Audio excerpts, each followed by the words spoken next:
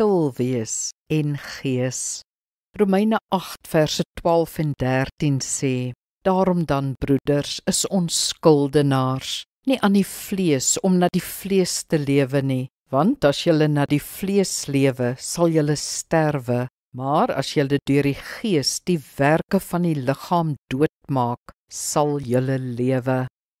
Ons kan nie gevul wees met die Heilige Gees en die eie vlees, ons sondige natuur en selfsugtige neigings nie. Paulus sê dis of gees of vlees. Die vleeslike natuur gaan oor die eie ek, die ego en my instinktiewe reaksie oor my begeertes en behoeftes.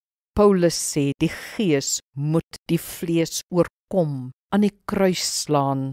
Ons doen dit deur met die gees in verhouding te bly en deur ons dag heen Jesus tipe besluite te neem, al is dit moeilik. Dis in ons stil wees by die Here dat ons onderwerp aan God se woord en hervul word met sy gees. As ons elke dag bloot deur die dag jaag, sal ons koneksie met God verswak en sal ons al hoe meer vleeslik reageer. Sit eerder by God, so gereeld as wat jy kan, en leef geestelik. Kom ons bid saam.